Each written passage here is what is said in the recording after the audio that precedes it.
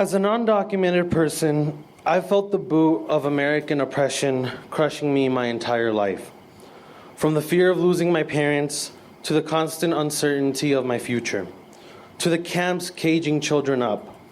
I've seen the immense cruelty and staggering negligence for human life and dignity that characterizes the U.S. government. I've seen my dad literally tear his hands open while working, hands that are already rough with years of abuse and struggle. I've seen my mom grow more and more tired, more weary, more hunched over, spending the day cleaning houses that we could never afford to live in. Growing up, I felt powerless. It's hard to feel empowered when your entire life you've seen your parents sacrifice their body in labor and then come home to the news where they're being called criminals and animals and rapists by the elected officials of the country. The repression undocumented immigrants face in the United States has been the source of a paralyzing fear for me. Ever since we moved to this country, I remember living in Phoenix under Sheriff Joe Arpaio, being afraid that any trip to school or the grocery store or even church could be my family's last trip in this country. For years, this fear has held me back from feeling like I could live a fulfilling and peaceful life. And yet, I've lost that fear of what the government can do to me because of my immigration status. I lost my fear because I grew up and I realized you don't have to be undocumented for your family to be separated. You don't have to be undocumented to fear losing a loved one to the cops. You don't have to be undocumented to fear for finding and keeping a job to survive in the future. And you don't have to be undocumented to keep your identity a secret out of fear. You don't have to be undocumented for this government to deny your right to a peaceful and happy life. I realized I am not the exception, I am the rule. What I experience isn't an outlier, but the status quo under capitalism. So I'm no longer afraid, because I know the people fighting for socialism are the only force capable of liberating my family, my friends, myself, and all other oppressed people of the world, and the power is in our hands. If I don't have this struggle, if I don't have this fight, I have nothing, because to this system I am nothing.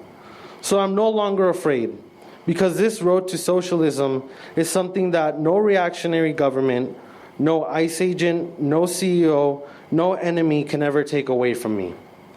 As my desire to fight capitalism continued to grow, I felt myself increasingly frustrated.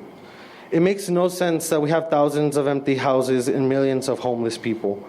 It makes no sense that we have millions of hungry people, yet throw away tons of food every year. It makes no sense that we build hospitals and then run them like businesses. The only way this system makes sense is if it wasn't built for people like you and I, the majority of the people. It was built by us for them. And I grew up under this illusion that the Democratic Party was my biggest ally, when in reality, the only people that the Democrats are allies to are the rich. It suddenly made sense why Obama would reach out to us with one hand and then slap us with the other. If the oppression that stems from capitalism could be dismantled at the voting booth, it would already have happened.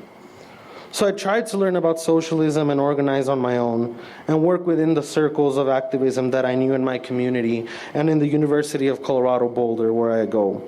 It was very hard to organize this way because while there's many organizations available, I realized the futility in joining several groups with different and often competing goals and strategies. I saw that even if you have many dedicated and passionate people, if they don't have direction and coordination, they might as well be trying to fight capitalism single-handedly. Additionally, the class character of CU Boulder is very rich and very white, so it often felt like I might as well be chanting and marching to a wall. Because the audience in my surroundings was predominantly unaffected by the issues that my peers and I cared about. I felt like I didn't have a way to reach the working class. So much of the organizing that I found myself involved in was more spectacle than impactful. I felt disillusioned, and I felt like I had all the puzzle pieces without a way to bring them together. I was involved in all these struggles that individually could not do enough to defeat the beast of American capitalism and imperialism. I needed an organization which would fight for all of us. I felt like I needed structure and strength, and the PSL has given me both.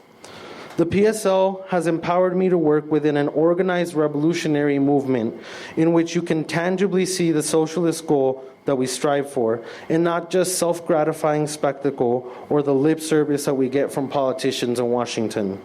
My whole life I've seen injustice happen, and standing by and letting it go on was never something I could do. But for a long time, it felt like I was walking in the dark in my path to liberation. The PSL has allowed me to find my place in the struggle. Thank you.